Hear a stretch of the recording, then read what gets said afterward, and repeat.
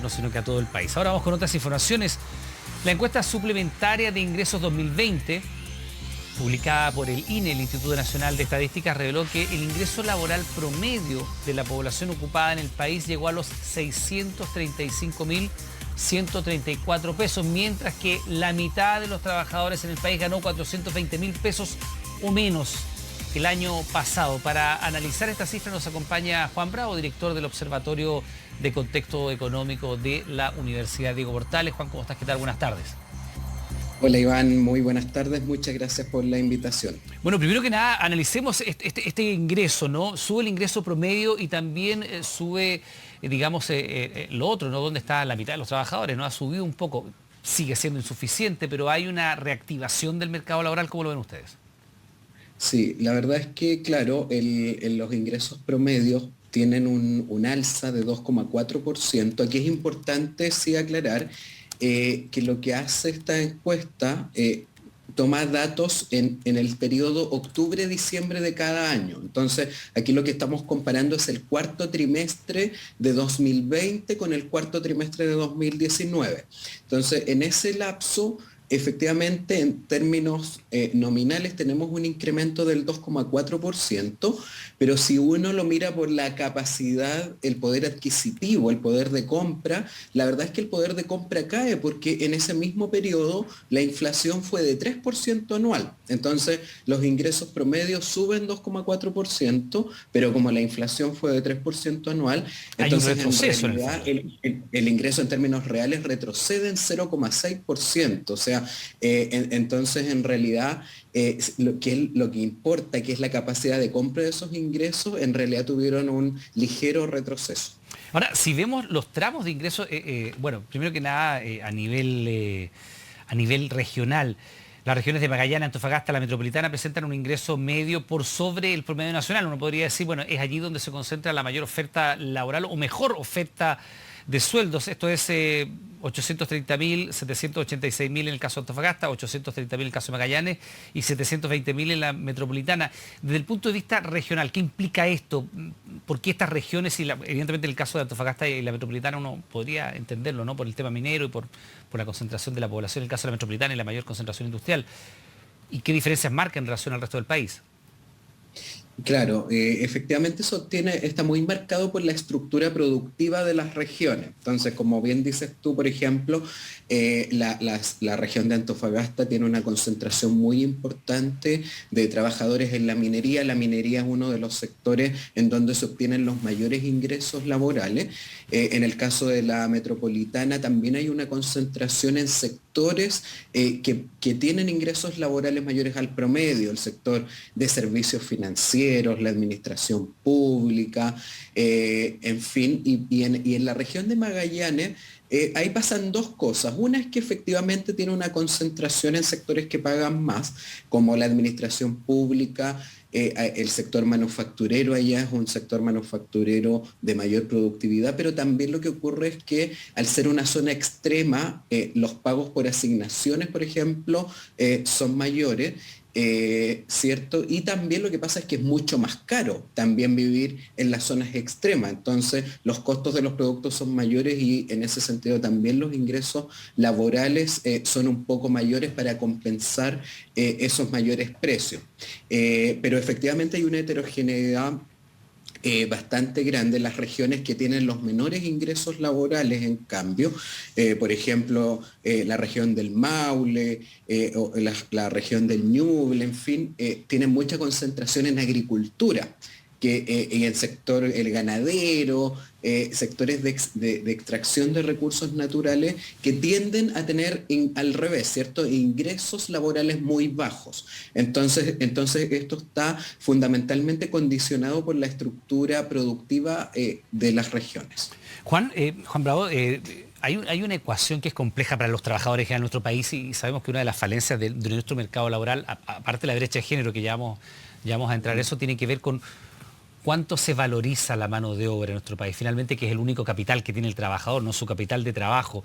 Y efectivamente hemos visto a distintos líderes empresariales quejándose de que hay muy poca gente o no hay tanta gente dispuesta a trabajar, porque señalan, y no ha sido siempre bien recibida esta apreciación, que las ayudas laborales, los bonos, en fin, han hecho que mucha gente prefiera no salir a trabajar. Y claro, si los sueldos son esto que estamos viendo, finalmente hay poca expectativa de ir a buscar trabajo. ¿Qué pasa con esa ecuación tan compleja donde el trabajador finalmente obtiene un sueldo, o la mitad, uno de cada dos trabajadores en nuestro país obtiene un sueldo de hasta 420.000 pesos, que deja muy cerquita de la línea de la pobreza? Claro, claro, efectivamente los ingresos laborales son bastante bajos, ¿cierto?, para la mayoría de los trabajadores. Ahora, ahí hay que también distinguir, ¿cierto?, por tipo de empleo. Por ejemplo, los trabajadores por cuenta propia, que ganan ingresos mucho menores a los trabajadores asalariados. La mitad, por ejemplo, trabaja solo una jornada completa.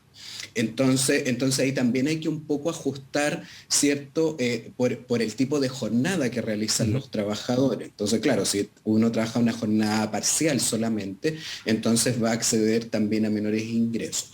Pero sí, donde se produce, a mi juicio, el mayor drama es cuando las personas trabajan una jornada completa, ¿cierto? Y efectivamente esa familia no logra superar la línea de pobreza. Y ahí tenemos un problema bastante grande como sociedad, porque ¿cuál es el mensaje que le estamos entregando a la sociedad cuando una persona trabaja una jornada completa y esa familia no logra superar la línea de pobreza?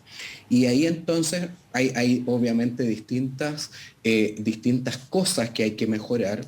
Las de largo plazo evidentemente tienen que ver con mejorar el nivel de capital humano, ¿cierto? Mejorar la productividad laboral, pero desde el punto de vista de las políticas públicas más de corto plazo, una falencia bastante grave que tenemos, por ejemplo, en nuestros subsidios laborales permanentes, como el ingreso mínimo garantizado o el bono al trabajo joven o al bono al trabajo de la mujer, que van a los segmentos más pobres, es que primero los montos de subsidios son demasiado bajos y lo otro es que no corrigen por cargas familiares. Entonces, por ejemplo, el ingreso mínimo garantizado se le paga lo mismo a un joven que gana el sueldo mínimo pero que lo mantienen sus padres, que un trabajador o trabajadora que es jefe de Que el familia jefe de y que hogar, por tiene que ejemplo. mantener hijos. Les da el mismo monto porque no consideran las cargas familiares. Entonces, nosotros en un estudio que hicimos hace poco en el Observatorio del Contexto Económico, encontramos que efectivamente los subsidios al trabajo formal son un porcentaje ínfimo del ingreso de las familias. Y eso se explica por todas estas razones. Entonces, ahí tenemos que corregir en forma urgente el diseño de estos subsidios que realmente logren premiar e incentivar el trabajo formal y que logren evitar, ¿cierto?, que una persona que trabaja una jornada completa no sea capaz ni siquiera de superar la línea de pobreza. Ahora, Juan, dentro del Observatorio de Contexto Económico que ustedes tienen, ¿han visto, por ejemplo, si hay efectivamente una relación muy directa, porque sobre todo en el caso de mujeres con alta calificación, las diferencias y la brecha de género son mayores? Eso es bien impresentable y lo vamos a ver ahora. Pero la baja calificación es una característica generalizada de los trabajadores en Chile. ¿Qué pasa con eso y qué también pasa con lo que algunos ven como población migrante que podría llegar aquí a trabajar en condiciones laborales a lo mejor que muchos compatriotas no están tan proclives a aceptar? Ujú. Sí, bueno, todavía nosotros hemos ido aumentando con el paso del tiempo el nivel de capital humano de la población trabajadora. El porcentaje de trabajadores con educación superior completa ha ido subiendo, pero ciertamente todavía no estamos al nivel de países desarrollados. O sea, ha ido mejorando, por supuesto, y bastante, pero aún falta. Eso es por el lado de la educación formal, porque aquí también hay otras cosas que entran en juego. ¿Cuál es la calidad? Si una persona que tiene, por ejemplo, educación secundaria, la calidad de su educación acá no es la misma que la de un país desarrollado, por ejemplo. Entonces, aunque esa educación secundaria, por ejemplo, no es comparable porque la productividad de los empleos en los países desarrollados es mayor a todo nivel. Y lo otro es que también tiene que ver, juegan un rol la capacitación, ¿cierto? La formación continua, otros tipos de educación que no es necesariamente la educación formal. Eso por un lado. Entonces ahí nos falta seguir incrementando eso. Por el lado que tú me comentabas de los inmigrantes, claro, aquí lo que está ocurriendo es que justamente en la población chilena la población que tiene, por ejemplo, estudios menores a secundaria completa, que no ha terminado ni siquiera la enseñanza media, ha ido cayendo. O sea, cada vez es menos población la que tiene un nivel educativo muy bajo y efectivamente, cuando uno mira los datos, los inmigrantes se han insertado mucho en ese tipo de empleo. Nosotros, de hecho, esta semana sacamos un informe que es muy reciente sobre eso. Y, por ejemplo, ¿en qué tipo de empleos se insertan más los inmigrantes? En empleos como conductores de motocicleta, servicio doméstico, garzones, personas que atienden las bombas de gasolina. Entonces, algo hay efectivamente de empleos donde hay menos mano de obra nacida en Chile, ¿cierto? Que hace empleos, digamos, de menor Juan, perdón, calificación. pero eso todavía es un fenómeno que desde el punto de vista porcentual es muy menor, ¿no? Porque de pronto las percepciones allí pueden distorsionar un poco la situación. Claro, tú vas a una estación de servicio y a lo mejor te atiende una persona de una nacionalidad X o no tengo idea, pides algún delivery y te llega efectivamente algún repartidor de países como Colombia, Venezuela, pero eso no significa necesariamente que desde el punto de vista porcentual esto sea un fenómeno relevante o ya tiene cierta relevancia. Sí, estamos en torno al 10% del empleo total. O sea, claramente no es mayoritario, ¿cierto? Pero tampoco es insignificante, digamos, tampoco es algo 10% ya está. despreciable. 10% aproximadamente del empleo total Pero perdón, ¿ese es corresponde el a empleo personas total inmigrantes. formal o del empleo total país? No, de todos los empleos, claro, en general. Del empleo total son aproximadamente el 10%. Ahora, cuando uno mira los ingresos, ¿cierto? Lo que uno encuentra es que en realidad los chilenos, en este periodo de inmigración acelerada entre 2015 y 2020, la verdad es que los ingresos de los chilenos han aumentado en forma bastante importante, han aumentado alrededor de 23% en términos reales en esos últimos 5 años. En cambio, los inmigrantes es los que han visto una reducción de sus ingresos laborales en torno al 14% en ese periodo. Y lo que ocurre, la razón fundamental por la que ocurre ese desplome de ingresos entre los inmigrantes es que ha llegado mucho inmigrante con educación superior completa, porque en realidad es la población venezolana la que ha llegado en forma más masiva en este último periodo, y esa población venezolana tiene un nivel educativo mayoritariamente de educación superior completa, pero acá no ha habido tanto espacio de contratación de empleos de alta calificación. Entonces, muchos de esos inmigrantes finalmente están subempleados por calificaciones, no están ejerciendo empleos de alta calificación, sino que empleos de mediana o de baja calificación, y eso significa acceder obviamente a ingresos mucho menores, y eso es lo que ha sido el motor de esta disminución de ingresos laborales entre los inmigrantes. Ahora, ¿qué pasa, Juan, finalmente, antes que se nos vaya el tiempo, con la brecha de género? Está en torno al 20,4%. De hecho, durante la época más dura de la pandemia, cuando se comenzaron a destruir cientos de miles de empleos, las más afectadas fueron las mujeres jefas de hogar. Tenemos un 20,4%. De hecho, se señaló en su minuto que habíamos retrocedido prácticamente una década en cuanto a inclusión femenina en el mercado laboral. Este 20,4%, ¿qué les dice a ustedes en la UDP? Sí, mira, lo que ocurrió este año es que la brecha de género sigue en desmedro de las mujeres, como bien dices tú, en torno al 20%, pero fíjate que hay una mejora respecto al año pasado, que estaba en el 28%. Ahora esa mejoría, esa reducción de la brecha, en realidad ocurre por malas razones. ¿Cuáles son esas malas razones?